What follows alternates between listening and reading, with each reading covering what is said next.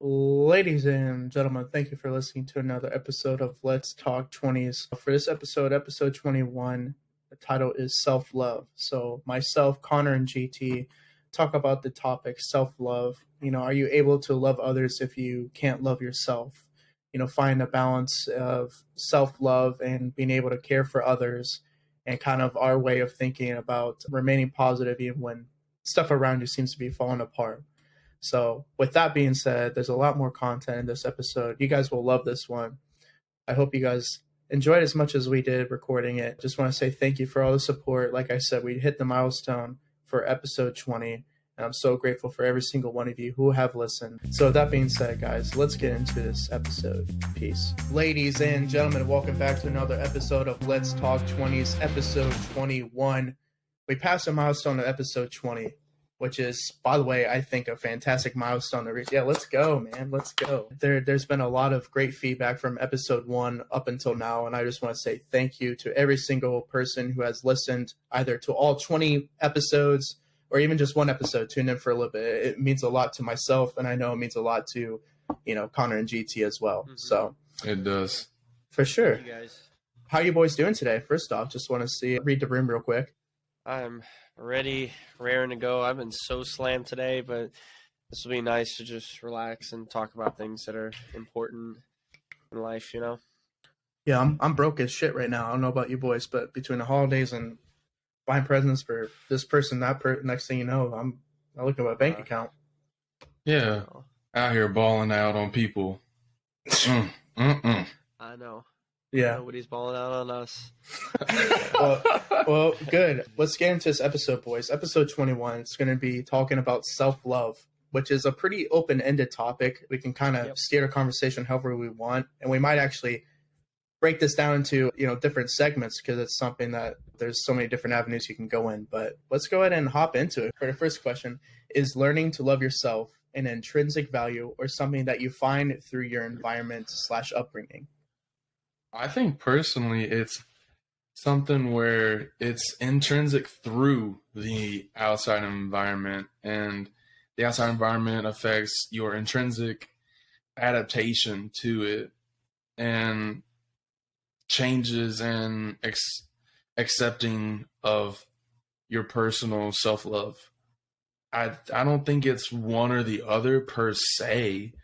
I would say just going about everyday daily life and learning to want to know more about yourself and the surroundings and how it affects you and makes you who you are, and to just have that self-love for yourself and to truly appreciate it and not take it for granted every day.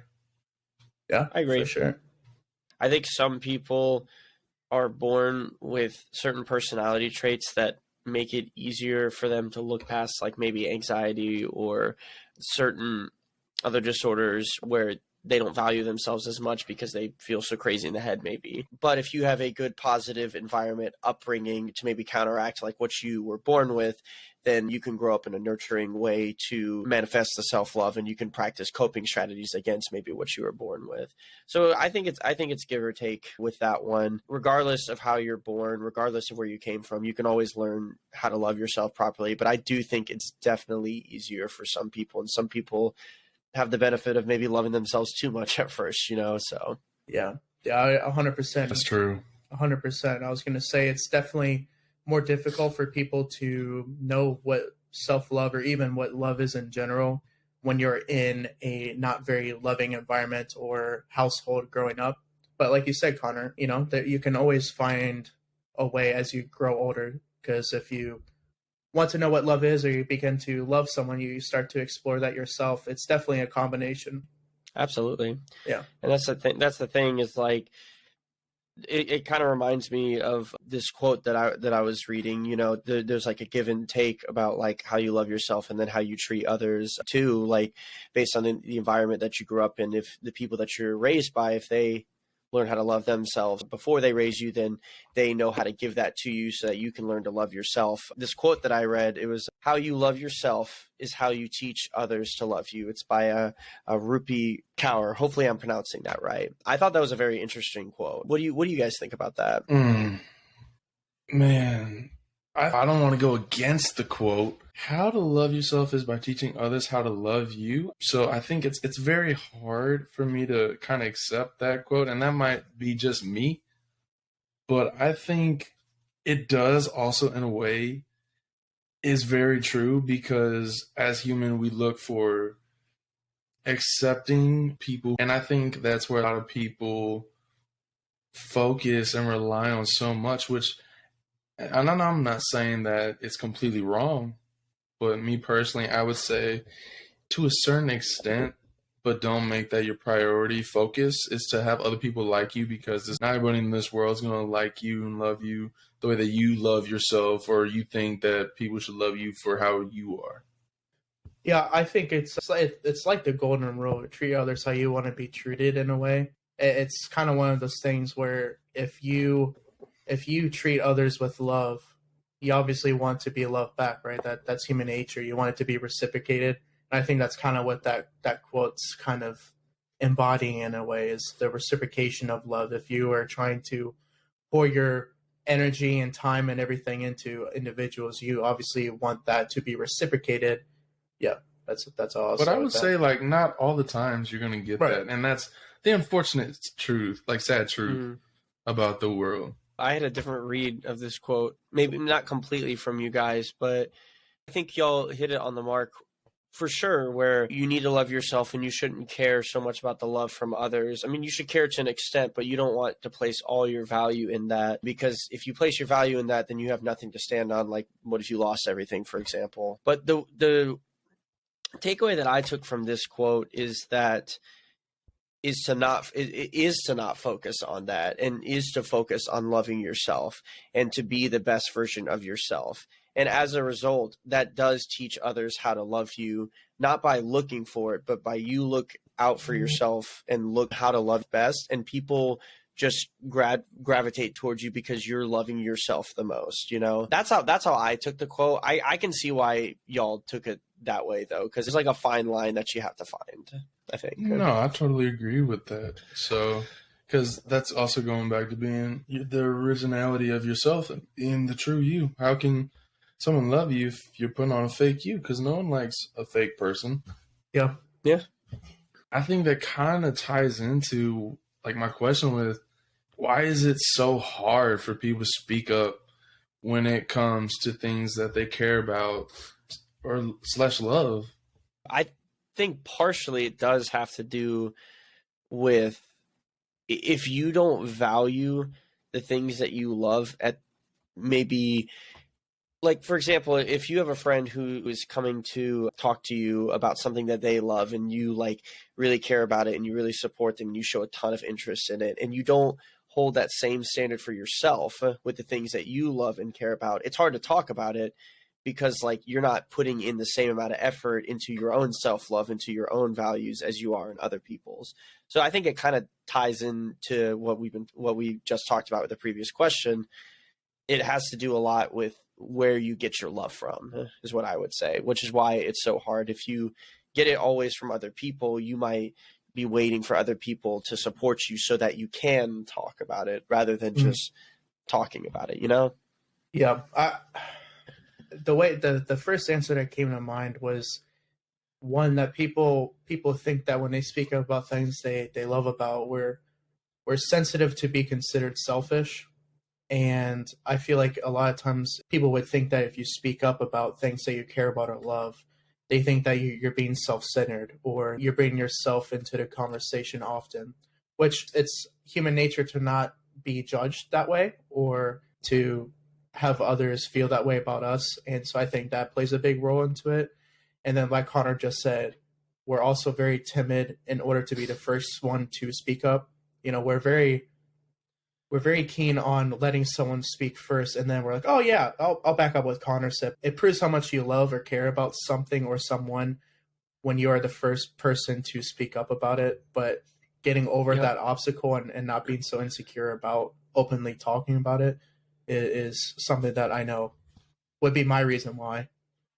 I totally agree. I think it's a test of how much self-love do you have within what you're standing behind. Mhm. And that's something that goes on with every daily life, how you live and all everything. So I completely agree. And like you said, we all look for validation and for people to accept us, because no one wants to be the oddball out, as people would say, or the person who's different that doesn't agree with what everyone else might be saying. And absolutely, I think we're by nature we're timid because we don't want to be embarrassed or awkward. But I think that honestly, that's the beauty about life, is the self-love and understanding and being a constant learner. But it is tough, and I'm not saying it's a walk in the park by no means. Yeah. But I definitely agree with that. Yeah, I agree too. I mean, the other thing that I think about when I think about your question, I mean, it kind of relates to something else I wanted to bring up, and it has to do with, I think loving other people and how you love yourself, it has to do with your values that you hold as a person and the morals that you hold, what kind of things that you think are good for yourself and good for others. If you support those things and somebody's coming to you with a decision like that, for example, that they're doing for their lives, you want to support them.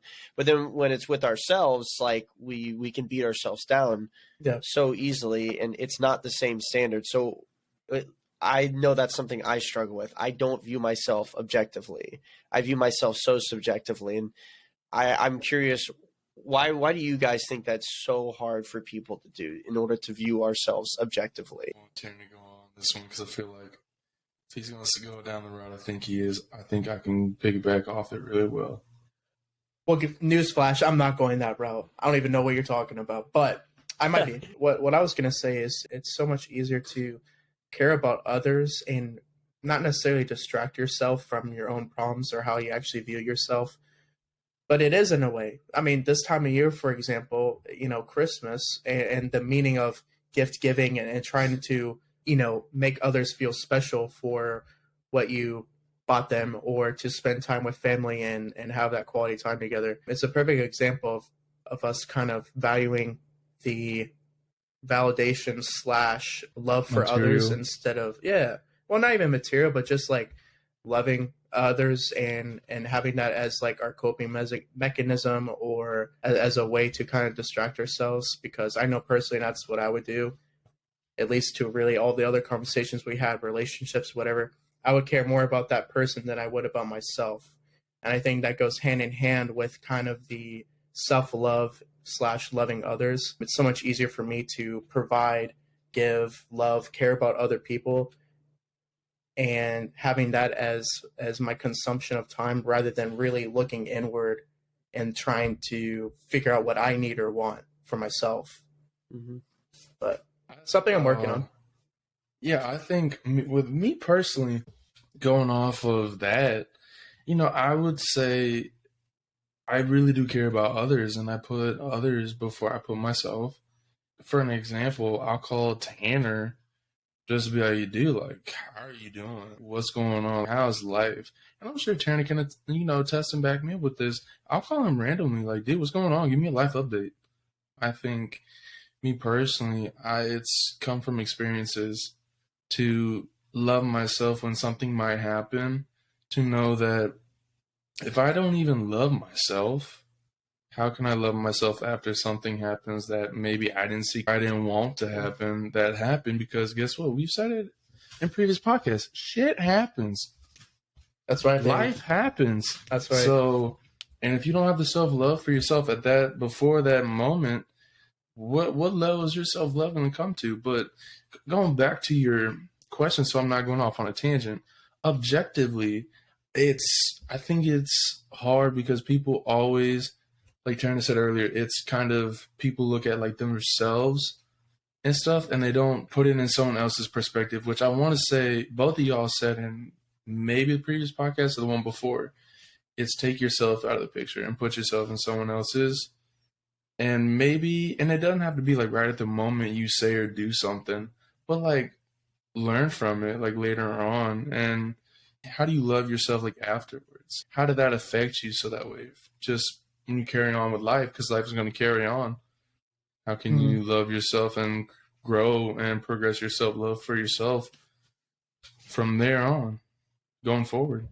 I think, and this might be me kind of discussing a following question, but it's right here. I think that also, to not make myself look like an asshole, by me showing love to others, I know so many other people have the same issue that I would have of not loving myself. By me showing that love to them and showing that I care about them, I'm providing them with that love that they're maybe not giving themselves. So that way they know that they're at least cared for. Does that make sense at all? Oh, absolutely. Mm-hmm. And it's not me like saying I don't care about myself, or I think that a lot of people that I have in my life don't care about themselves. But I know in a mindset that's similar to not loving yourself as much as you should, by having someone show that you are loved, that can trigger you to kind of, start being an advocate for yourself, or know that you're at least cared about. So just that's what I love wanted to yourself from all the stuff I that mean, you're adding to people. Tanner harped on something, and I won't talk too long, not to go off on a tangent, but it's like I relate to what you said, Tanner, where you give to others what you feel like you don't have, or what you wanted to have.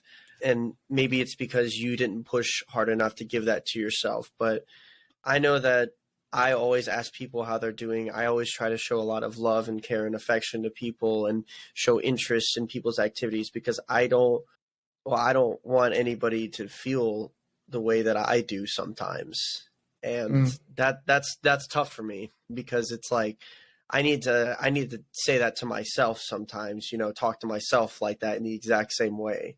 It's really hard, because the objective thing for me is that I judge myself constantly for what I'm thinking, not what I'm actually doing. And that's another whole nother thing that we could go into. But I think just with anxiety, when you have all these thoughts in your head and you think they mean something, but they don't actually, it's like you judge yourself, and then as a result you think you can't view yourself objectively, because you're like, oh, I thought these things. It doesn't mean anything though, Right, but just to harp on what you were saying, Tanner, I totally can relate to that. It's hard when you don't want people to feel the same way as you, but then you can over sacrifice a lot. I think I totally agree, and then I think this is good going off point. When you love yourself unconditionally, how do you carry yourself, or what do you do to express that? I mean, I'll say for me, I know I just talked a lot, but I'll say for me, one thing that I'm working on to show more appreciation and love to myself is to get out of my head and vocalize, and like actually just like speak to myself more. Not like, I mean, I probably sound like a crazy person a little bit, like, oh yeah, you're doing great, Connor, you're doing great. But like, it like, like by myself, but like, it actually does help, because it takes me, for somebody who's in their head so much, and for somebody who just constantly deals with anxiety, for me, when I get out of my head and I just speak and I go like, hey, you're doing great. Hey, you did an awesome job working with the kids today in my preschool job or whatever. It's like that stuff that I want to hear from other people. So me just saying it out loud, it almost makes it feel like it's coming from somebody else, but it's from me, So vocalizing it out loud is a really big thing that's worked for me. Yeah, I mean, very similar thing is writing it down, man. I've been doing a journal, and I don't do it every day. I do almost like a weekly check-in with myself. I literally write it in my journal. I tell the good shit, and then I tell the bad shit. I have 2 paragraphs, and then a third to close it out. And I do that so that way I'm able to provide myself, here's all the great highlights that I kind of discredited myself, and I actually did really well. And here's the voices in my head that in the moment I let them take over, and trying to figure out why did that happen, what triggered that. And then, like I said in a previous episode as well, in addition to the journaling, is also just removing yourself and looking at everything that you have done. You woke up this morning, you may not have had the best of days, but there is always a tomorrow, and you've already crawled out multiple dark holes that you think you weren't be able to crawl out of in the first place. So, which is really hard to think about in the moment. But I think moving forward, if you have that unconditional love for yourself, taking those chips off your shoulders and just thinking of yourself like, yeah, there's always going to be adversity, but guess what? I'm here and I'm ready to tackle it instead of being timid and almost anticipating the bad thing to happen to you. I don't know if that's a little more of a macho, masculine answer, but that's what I got. I like that. I like that too. I think, I think personally you should carry yourself with confidence. And I've said that multiple times. I did struggle with confidence earlier on, and I think that kind of derived from not having the self-love for myself that I should have had. Mm-hmm. And just growing to love myself and to not give a fuck what these people say, but to love me for who I am. And that's not me trying to segue into something else, right? This is real life. But I think now just kind of reflecting, like you said, Tanner, I don't necessarily write mine down, but I'll think about it like, man, that was really cool. And I'll take time to really appreciate that moment. I might not be where it happened, or I might be somewhere else, but I take time to like really think about it. But also, like you said, you write down the bad things. I think honestly, people kind of push that off and they just kind of not even involve that with their life. If you put all the bad stuff away and you only put it on the good, that's not being true. And I'm not saying you need to carry that and express that. You can express and carry yourself with the good stuff, but I think maybe like in private or loved ones and family, you can talk about that because that's what they're there for. Tanner and we talk about it, and like I said earlier, we need to vent or express the bad stuff we do, and we help each other out with maybe how to go about it or how to love ourselves even after it, even if it's something that's embarrassing or something where we don't think there's so much good to it when really there's so much positivity and amazing things that happen. So, but we also talk about the bad, like, hey, we got to hit it head on. And if we don't hit it head on, I think between me and him, it's good that we hit it head on because we can get it out the way and it's off our chest. I mean, there were two things that you reminded me of, GT, and I did briefly speak, but you were saying things that it actually reminded me a little bit of our previous episode, the art of being perfectly imperfect, how it makes it easier to love yourself when you fully accept all of your beauty and all of your flaws and to not judge yourself for either of those things or to overlook either of those things. So you're going to have your strengths and you should value them, but if you overvalue them and you become arrogant, that's a problem, obviously. But if you have your flaws and you focus on them too much, then you also overvalue your flaws, which in turn leads to negative self-talk, which leads to negative self-image, which makes it harder to love yourself. It's all a compounding effect. So it just reminded me of, if you guys haven't listened to that episode, you totally should. That was a great episode. Listen to it. But that's what that reminded me of. And then two, there was actually something, Tanner, that you said. I think that it's smart to reflect on your week by doing it at the end of the week, because I think sometimes if you have the where you want to reflect on something in the moment, you can, but sometimes you can't. Like if something happens to you at work and it's at the end of your shift, you're off by 5 p.m., somebody needs help and you, I don't know, help them and their kids or something, pay for something that they couldn't pay for. And then like you immediately go to a dinner right after. You're not going to like probably think about that. You're going to go to that dinner, then you're going to go do what you need to do and you're not going to think about it. But then when you look back on your week,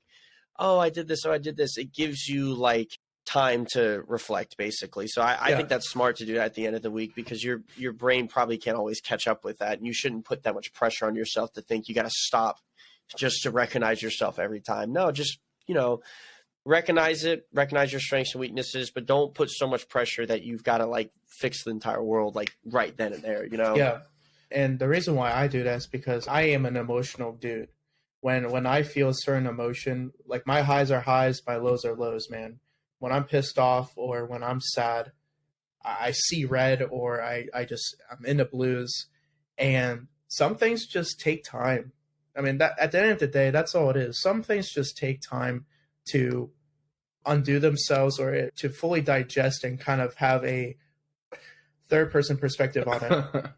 And that's why I do it at the end of the week, because then it gives me the time to not be so upset or emotional in the moment. We interrupt this episode with a word from our sponsor. Guys, getting through the 20s is very tough. And as you know, a lot of topics we discuss on this podcast surround mental health. So that's why I'm proud to say thank you to BetterHelp for sponsoring this episode of the podcast. Guys, if you don't know who BetterHelp is, they are the world's largest therapy service, and they are 100% online.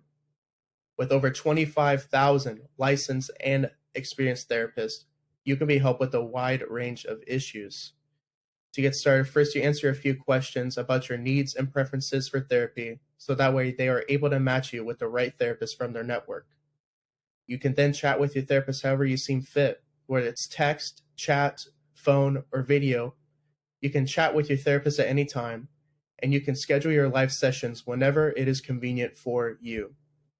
If you have any issues with your therapist, you can switch to a different therapist with no additional charge. And with BetterHelp, you get the same quality and professionalism as in-office therapy, but with more flexibility in scheduling, at a more affordable price, and with custom-picked therapists for you. So guys, what are you waiting for? Get 10% off your first month of BetterHelp therapy at betterhelp.com/letstalk20s.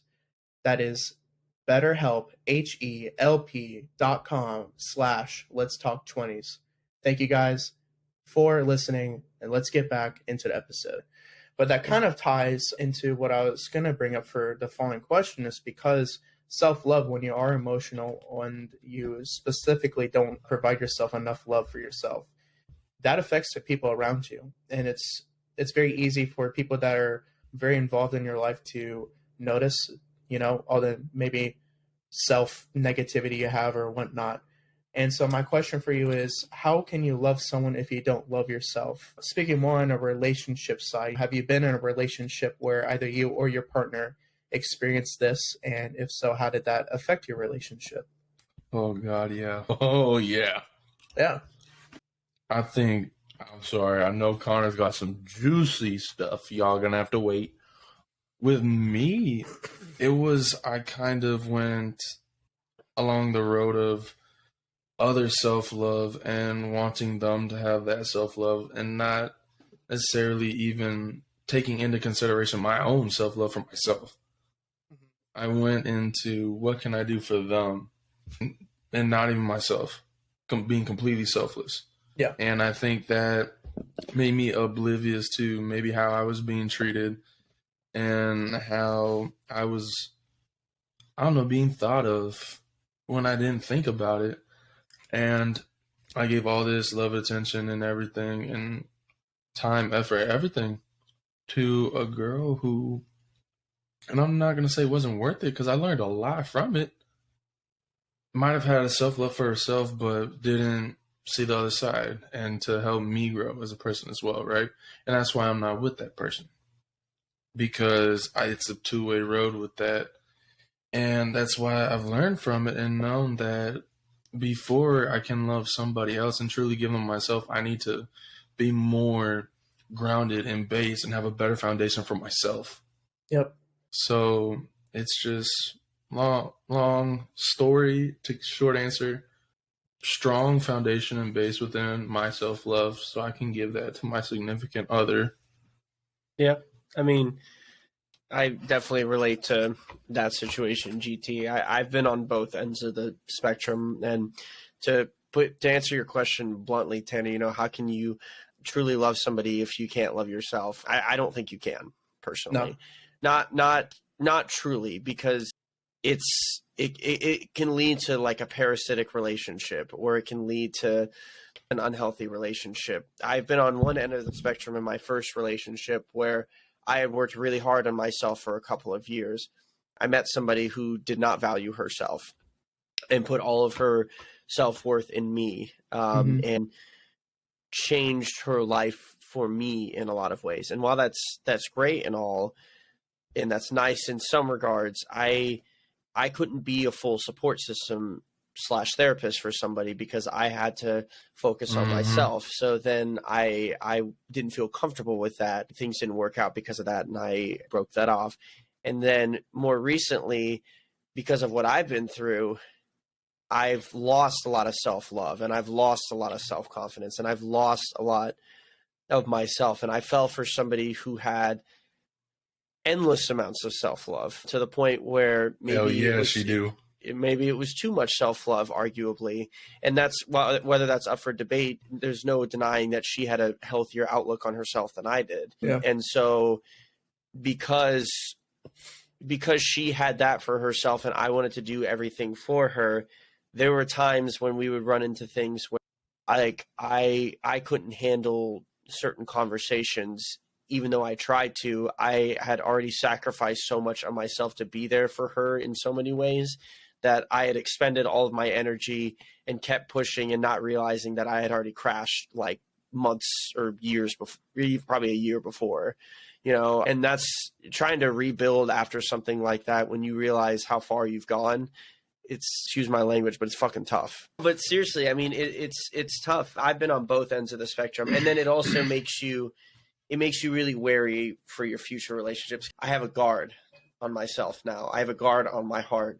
And I found that I'm finding it much more difficult to open that up to people. And it's my fault, for sure. It's not completely my fault, but it is my fault because I let myself get to that point. And so now I probably have overdone it a little bit and kept it a lot guarded. So now I'm learning to open back up again and letting people see me for who I actually am. And it's been tough, but I have to push myself because if I don't, I'm going to be miserable. So I loved this question. I relate to both. I'm sure Tanner can talk about it too. The two of you said everything that I would have mentioned. I just think that, like you said, it's not even about that relationship. Obviously, that relationship's gonna get fucked at some point, right? We all agree. If you don't love yourself, you can't love others. But like you said, Connor, it's affecting your future self and your future relationships, and that's where the real damage comes in. Because now, whether you're on this end or the other end of the spectrum, to find that balance for your future relationships is going to have way more layers to it, way more barriers. You're going to be way more bottled up. Mm-hmm. And to recover from that is very hard. So in addition to the current relationship that you would be in that scenario, it's going to affect your future relationships. And yeah, I think we've all been there at one point or another. It's a common theme in relationships. That's why a lot of people say that we split because of differences with ourselves or we're growing apart. A lot of it is because of the self-love or love. Someone loves their partner more than the other. And vice versa with themselves. One of the partners had more self-love than the other, and then unfortunately they grew apart. That's interesting. That's interesting too. Yeah, I didn't know if you had much more you wanted to add, but like that whole thing where you said you have like a partner who like loves more than the other. I remember watching TV shows growing up where like that was like a trope that was accepted. And so I think like that was a thing that was accepted, but really it should just be looked at as you have the capacity to love that person equally as much as you can for who you are, even if you express it differently. Or, 100%. Some people might have a really close relationship where they're around each other all the time and they love each other the same. But there's other people who take the space that they need from each other because they like to pursue their own hobbies. It doesn't mean they love each other any less. It just means for who they are, that's how they express their love. And so they love the other person as much as they can while exercising it in that way. There's no right or wrong way. It kind of leads into something else I wanted to talk about, and I've touched on it briefly because I totally thought I was supposed to ask this question before yours, Tanner, so I was alluding to it too early. But it was about, the capacity that you have to love yourself. There's a line that you can cross, obviously, and we know people who love themselves to the point of their own detriment where it's not good how much they love themselves. So like, what's that line? Like, how do you know what the line is? How do you keep yourself humble while also staying true to yourself and loving yourself? How do you not cross into narcissism / complete arrogance?